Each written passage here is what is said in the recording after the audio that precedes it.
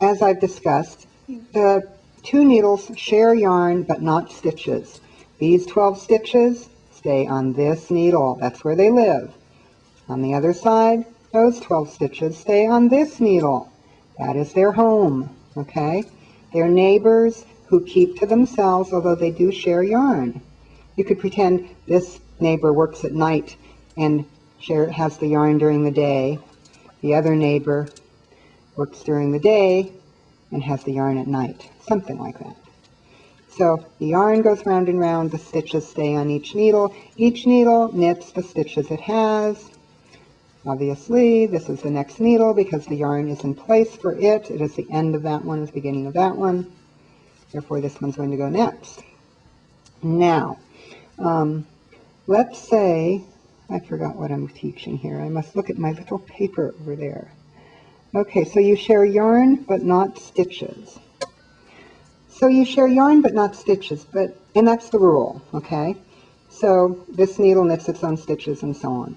But let's say you get to a point where you need to move, this needle needs 2 of those stitches. The pattern says you're supposed to do that. How are you going to do that? I'll show you how you won't do it. Okay, tips are next to each other, which normally helps you be able to knit. But look, we can't get at each other. Won't work. Here's what you do instead. Here's the needle that wants to take stitches from the other one. The hungry needle comes climbing out of its cave, sneaks around. The cable that's been pulled out allows it to sneak around. Looks just like knitting now, doesn't it? Well, that's what it is. It's going to knit 2 stitches. Let's say the direction said take 2 stitches from the other needle. There they are. But now we have this big hernia or Mickey Mouse ear sticking out. Not a problem. Watch this. Bloop. All better. Okay. A successful robbery. Now, let's say that we want to even things out. This is really just a repeat, showing you the same thing again. We knit our way to the end of this one, which will only have 10 stitches because we had 12 and 2 were stolen by that hungry needle on the other side. So we say we're getting them back, and while we're at it, let's take a few extras. Oh, I did it so fast that I forgot to talk about it. So we get to the end.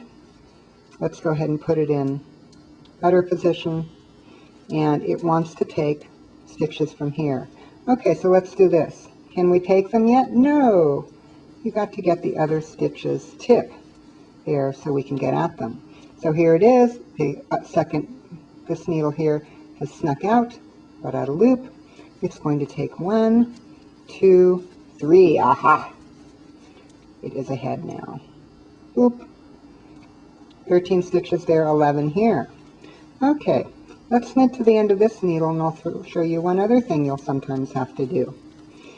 What you're going to have to do here will happen when you move wing stitches. You will find that after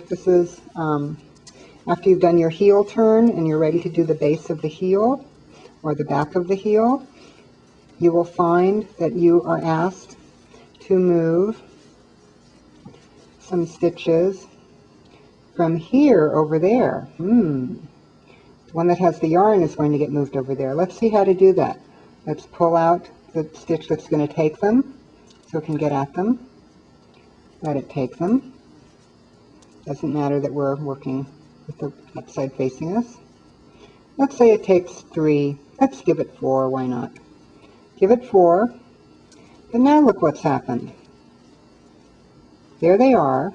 Everything's happy, except how in the world are you supposed to knit when your yarn's coming from the middle?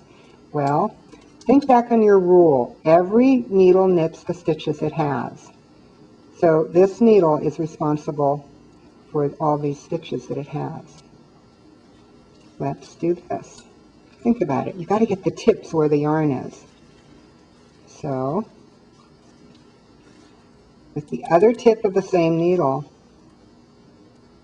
slide these guys over. Tip to tip like a clothesline. We're not changing stitch mounts. And there we are. Okay? Now suddenly we would be able to keep knitting. However, just to tell you this one thing, When you do this with the wing stitches, you will move over, it'll tell you exactly how many to move, so you won't have to guess. But you will move over all stitches up to the one that is there, because on the wing stitches you're going to be slipping that one. To slip it, you've got to have the yarn there, or you're supposed to have the yarn there, so just keep that in mind. But that's how this works. And so here we are, we could then knit along. So now you know how to move stitches between circular needles.